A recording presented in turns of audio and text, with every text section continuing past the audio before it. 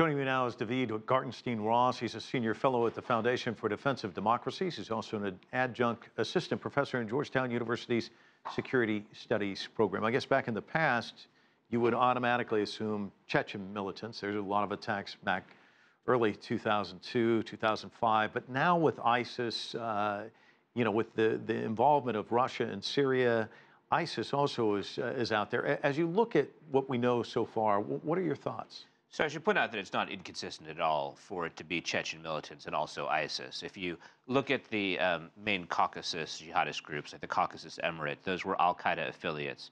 You've also had hundreds upon hundreds of Chechens end up joining ISIS. For example, Abu Umar al-Shishani meaning the Chechen, he's actually of Georgian origin, but he's one of a contingent of ethnic Chechens who've been part of ISIS.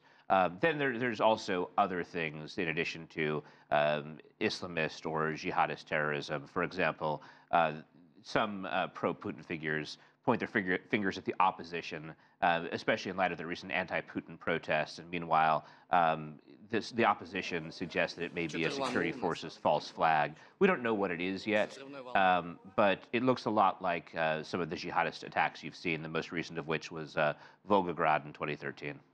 One of the things that Vladimir Putin said last year is that thousands of fighters have been going from Chechnya in to fight in this war, and there was a concern that they might return to his country. It's the same sort of thing we hear in the West. How big a concern is that? It's certainly a concern. You've had a lot of attacks in Russia. You alluded to them. You've had aviation attacks. You've previously had attacks against mass transit. So they are certainly concerned, and quite reasonably so, especially when you look beyond just Russia and to some of the Russian spheres of influence. For example, the Central Asian republics. I was in Kazakhstan last year, and they're certainly concerned about both foreign fighters who've gone over to the Syria theater, and then shortly after I was there, you started to get some serious terrorist attacks, not society threatening, but at the margins, you've seen more terrorism creep into Kazakhstan and other Central Asian republics.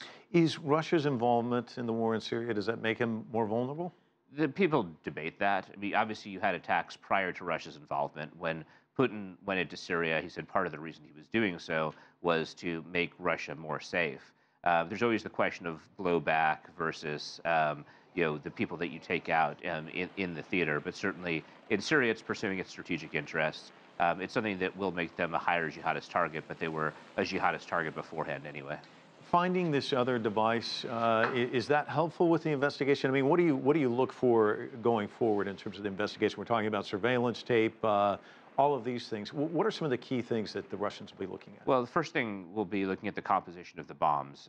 You have two different competing narratives. One of them is that there was a suicide bomber. The other one is that two people planted the device and fled. By looking at the blast and looking at where the bodies are, they'll hope to determine whether it was a suicide device or a planted device. They'll basically look at what the other device that they found was to see if it matches the device that exploded.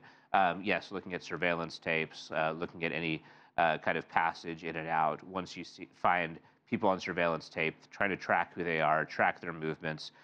This is the kind of thing that security services throughout the world tend to be very good at. Reconstructing the scene, reconstructing passage through, and let's face it, there's a lot of surveillance in Russia. Is there, well, that's very true. Devices themselves, what can they tell you? I mean, I guess they're all different, right? Well, there's signatures within devices, right? It actually will give you, there's a lot of interesting things that can be done by looking at IEDs, by looking at bombs. By looking at its design, they'll be able to tell such things as where there are certain aspects that are used in other bombs. You mentioned Syria before, and is this a device that migrated up through the Syria theater? It's not as though you'll get 100% certainty, but there is an art to looking at what kind of techniques are being used and what kind of design you have in different parts of the bomb in order to get a sense of its point of origin and perhaps even its bomb maker. Daveed, always a pleasure, and I guess we're going to learn a lot more as the days unfold. Thanks again.